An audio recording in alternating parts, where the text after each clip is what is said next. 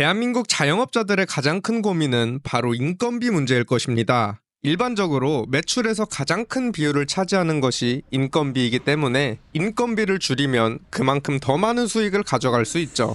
이에 따라 10년 전부터 우리나라에서는 무인 가게 열풍이 불기 시작했습니다. 편의점, 음식점, 카페, 문구점 등 다양한 무인 가게들이 전국 곳곳에서 생겨나기 시작했고, 이는 호텔과 모텔 등 숙박업소에도 큰 영향을 미쳤습니다. 숙박업소의 특성상 손님들은 다른 사람들과 마주치는 것을 상당히 꺼려했고, 무인으로 운영하면 인건비도 크게 절감할 수 있었기 때문에 무인텔은 전국적으로 큰 인기를 끌었습니다. 그런데 우리나라 사람들, 인기 좀 있다고 소문이 나면 너도 나도 몰려들기 마련이죠. 도시나 관광지 외곽 지역, 땅값이 비교적 저렴한 곳에 무인텔들이 우후죽순 생겨나기 시작했고, 장사가 좀 잘 된다 싶은 무인텔 주변으로 수많은 무인텔들이 생겨났습니다. 여기 3년 전 20억을 연끌해서 수도권 외곽에 무인텔을 오픈한 한 84년생 남성이 있습니다. 과연 그는 지금 어떤 삶을 살고 있을까요? 본격적으로 영상이 시작되기 전 구독과 좋아요 한 번씩만 부탁드립니다. 오늘 저 여우대장이 구불거리는 산길을 넘어 도착한 이곳은 경기도 양주시입니다. 양주는 서울에서 1시간 이내로 도착할 수 있고, 유명한 휴양지와 관광 명소들이 많기 때문에 많은 사람들이 힐링을 즐기러 드라이브 코스로 많이 찾는 곳이죠. 그렇기 때문에 양주에서 차를 타고 가다 보면 너무나도 쉽게 영업 중인 숙박업소들을 찾아볼 수 있습니다. 호텔 옆에 모텔, 모텔 옆에 펜션, 이런 식으로 끝도 없이 많은 숙박업소들이 도로를 따라 늘어서 있죠. 양주시 백서급에 위치한 기산 저수지 인근에도 수많은 숙박업소들이 늘어서 있는데, 오늘 제가 소개해드릴 무인텔은 이 중에서도 가장 끝쪽에 자리 잡고 있습니다. 왕복 2차선 도로와 잘 접해 있는 오늘의 주인공은 작은 언덕길을 따라 올라가면 그 모습을 드러냅니다. 2003년에 지어진 이 무인텔은 올해로 벌써 23년 차를 맞이한 노후 건물이죠. 그렇지만 지난 세월에 비하면 건물 외관은 페인트 칠을 새로 싹 했는지 깔끔해 보이는 모습입니다. 이 건물 지하 1층에는 노래방이 있고 1층부터 3층까지는 객실로 사용되고 있습니다.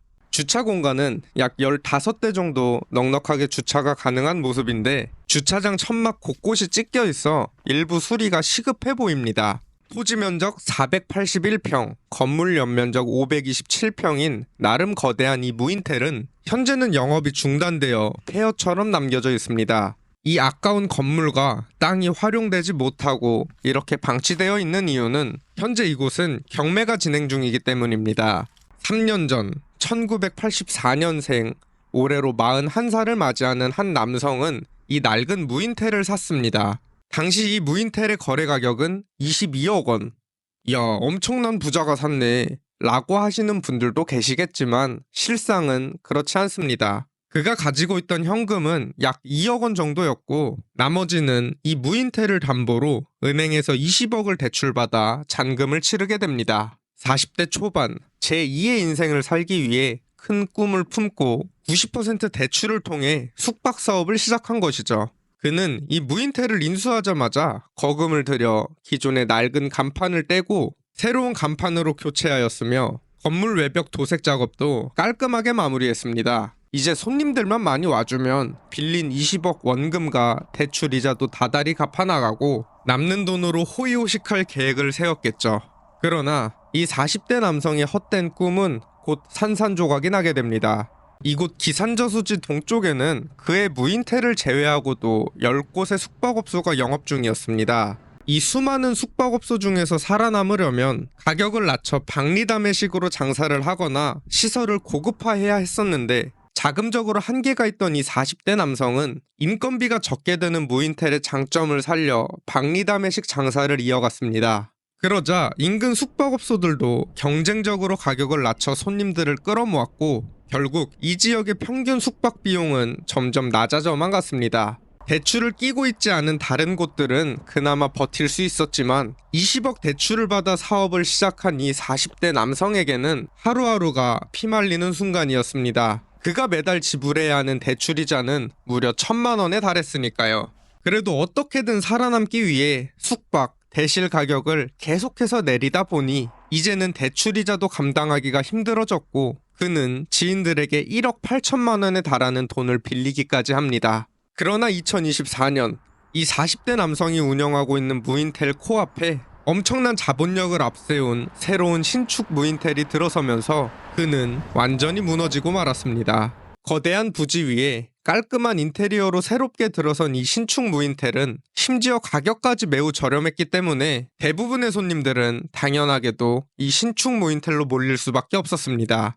가격과 질, 모든 방면에서 처참히 밀려난 이 40대 남성의 무인텔을 찾는 손님들은 급격히 줄어들었고 결국 그는 이 무인텔을 인수한 지 2년도 채 되지 않아 카드값 연체와 은행 대출이자까지 내지 못하게 되면서 파산하게 되었죠. 이렇게 장밋빛 미래를 그리던 한 가정의 가장은 충분한 사전조사 없이 벌인 무모한 사업으로 인해 끝없는 낭떠러지로 떨어지게 되었습니다. 이후 이 비극의 무인텔은 자연스럽게 경매시장에 나오게 되었죠. 2024년 11월 이 무인텔의 최초 경매가는 32억 8천만 원이었지만 3번의 유찰을 거쳐 현재는 최저가 11억 2천만 원으로 경매가 진행 중입니다. 최초 감정가 대비 3분의 1 수준으로 가격이 떨어졌기 때문에 많은 사람들이 관심을 가지고 있지만 이 물건은 생각보다도 더 신중하게 접근해야 합니다. 코앞에 있는 신축 무인텔이 평일 기준 대실 3만원, 숙박 5만 5천원 정도로 운영되고 있기 때문에 이보다 가격을 더 저렴하게 하거나 추가적인 비용을 들여 공사를 하든 이 무인텔만의 특색을 살릴 조치가 필요합니다. 게다가 이 무인텔의 정면에서는 기산저수지가 내려다 보이는 아름다운 호수뷰를 감상할 수 있지만 아쉽게도 건물 뒤쪽에는 여러 묘지가 자리 잡고 있어 뒤쪽 창문으로는 조상뷰를 감상할 수 있다는 단점이 있습니다. 제가 현장에 갔을 당시 최소 8기 이상의 분묘를 확인할 수 있었습니다. 여기에 더해 조상뷰보다 더 큰 단점이 있는데 이 무인텔이 송전탑 사이, 송전선 아래 위치하고 있다는 점입니다. 등기부 등본을 살펴보면 한국전력공사에서 설정한 구분 지상권이 보입니다. 매각으로 소멸되지 않는 송전선 지상권이 설정되어 있으며 전전 소유자가 이미 지로로 1억 8천만 원을 받아갔기 때문에 이 송전탑들이 철거되지 않는 이상 평생 이 문제를 안고 가야 합니다. 송전탑과 고압선이 가까운 부동산들은 사람들이 상당히 기피하기 때문에 부동산 가치에도 큰 영향을 미치죠. 그런데 사실 이렇게 단점이 많아도 결국 가격만 저렴하면 누구든지 구매할 사람이 나오긴 합니다. 그렇지만 이 40대 남성이 그랬던 것처럼 무모하게 접근한다면 이 비참한 결과는 또 반복될 것입니다. 여러분들께서는 이 무인텔의 적정 가격 얼마라고 생각하시나요? 여러분들의 의견을 댓글로 자유롭게 남겨주세요. 구독과 좋아요 한 번씩만 눌러주시면 앞으로도 더 유익한 부동산 이야기로 찾아뵙겠습니다. 지금까지 여우대장이었습니다. 감사합니다.